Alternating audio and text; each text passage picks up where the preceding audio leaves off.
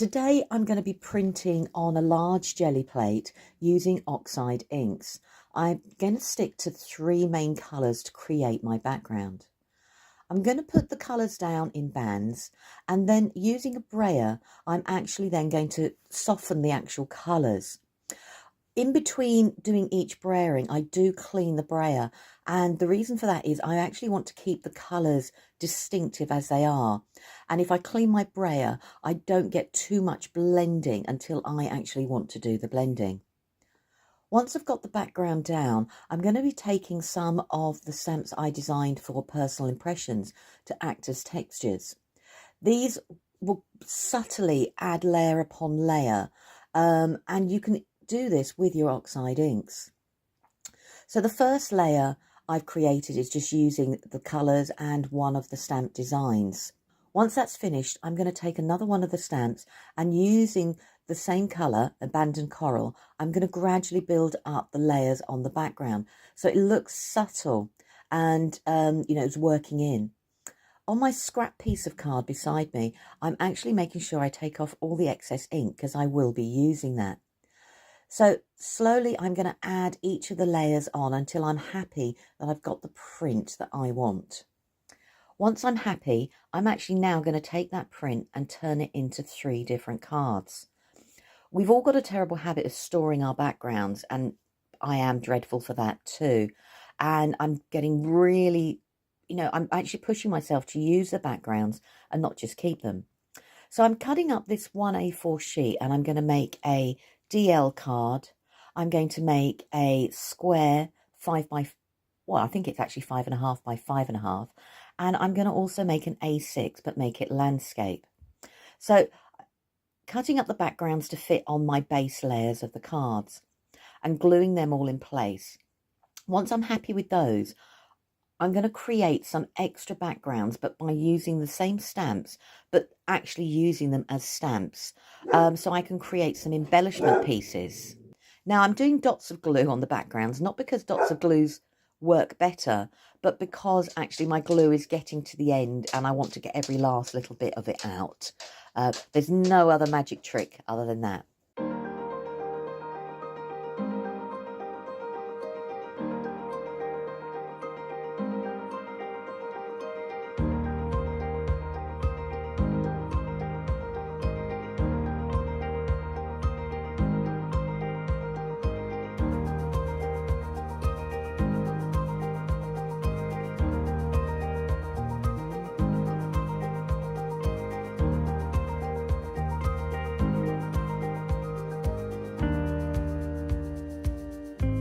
Now, using a selection of the same stamps and one or two other textural stamps from Personal Impressions, I'm going to create some of the additional backgrounds I want to use to create these cards.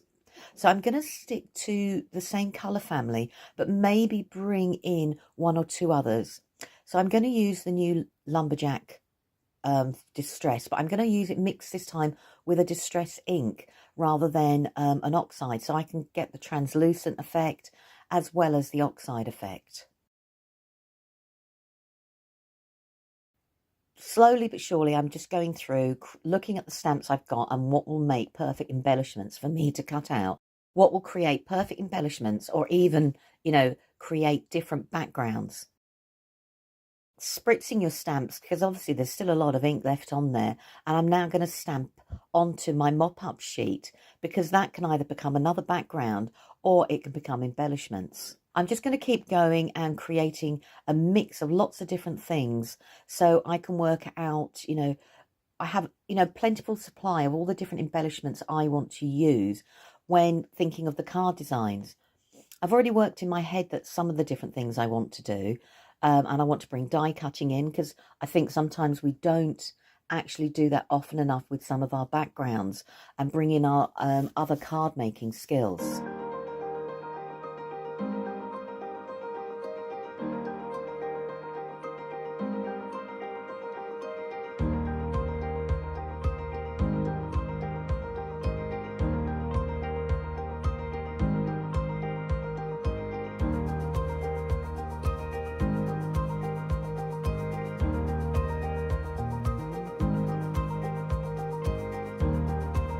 So now I've got all my bits together and I've got a nice selection of prints. I'm going to die cut some of them out, but then I'm also going to actually use them to create embellishments in their own right.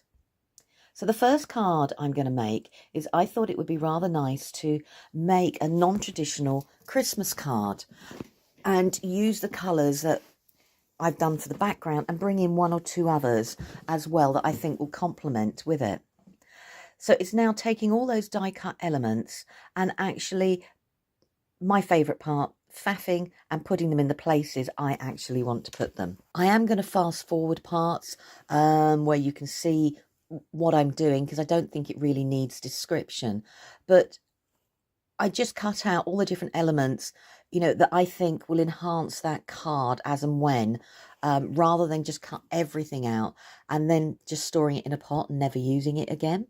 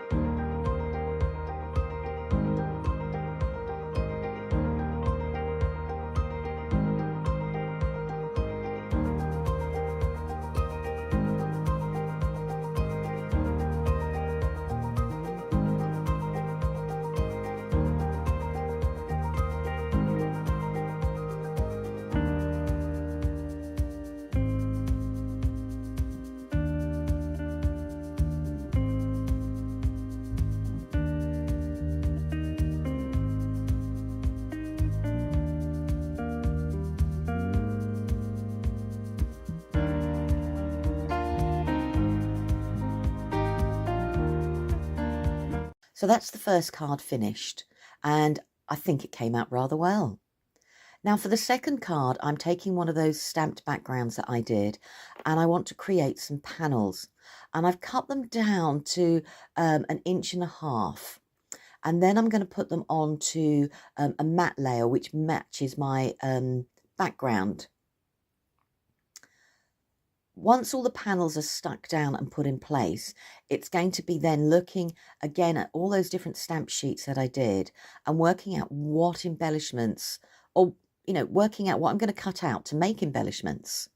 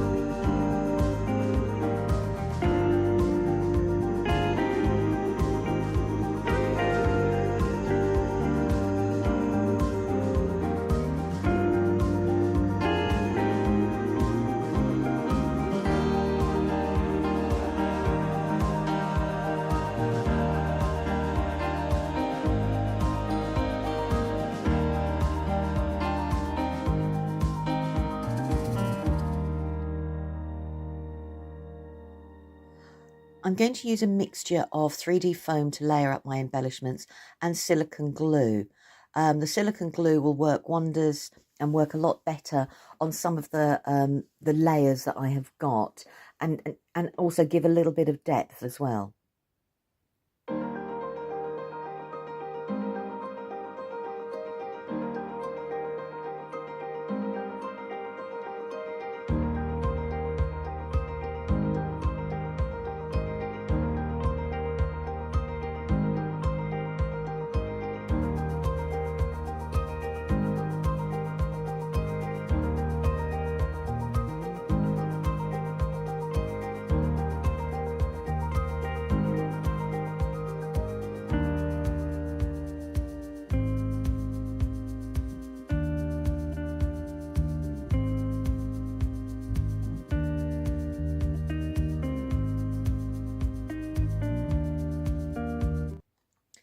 So for my second card, I've got all the embellishments in place, and I decided as a finishing touch, a few little punched hearts would look good, and it also tied in with the blue that I've actually used on. And then I'm going to finish by actually adding some gems.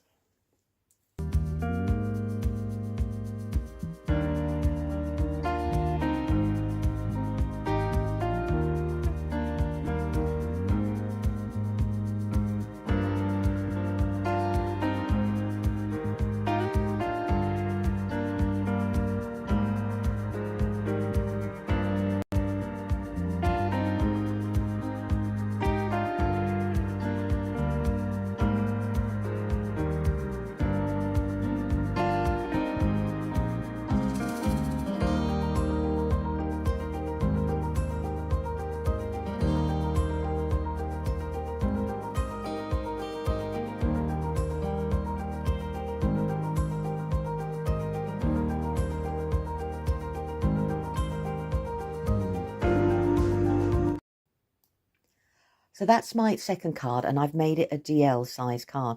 And I love actually the pops of the panels. I think it really sets off the embellishments.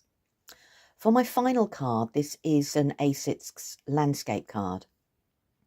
And I'm going to keep this one equally as simple. And I'm just cutting up the beautiful script background. And I'm going to make a pennant, a banner.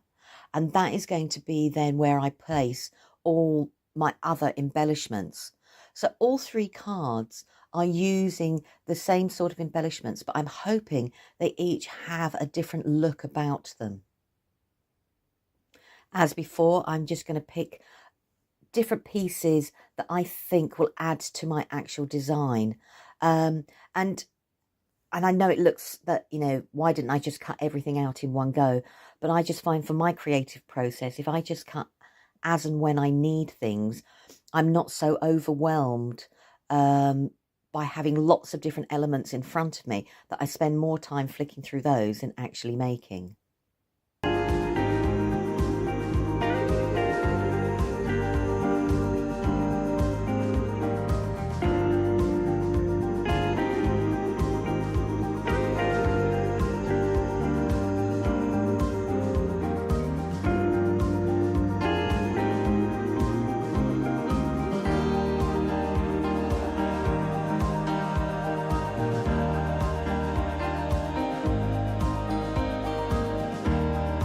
So my final card has been done, and I finished it off with a few of those little stamped butterflies, which I took from my mop-up sheet.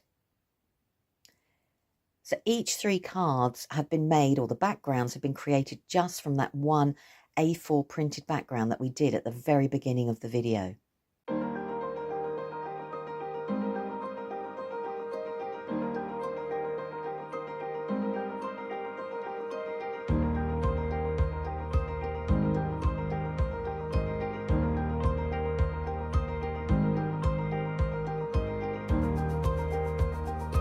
Thank you ever so much for visiting today. I hope you enjoyed seeing how I've taken a jelly print with oxides and created three beautiful cards. Until next time, take care, and I'll see you soon.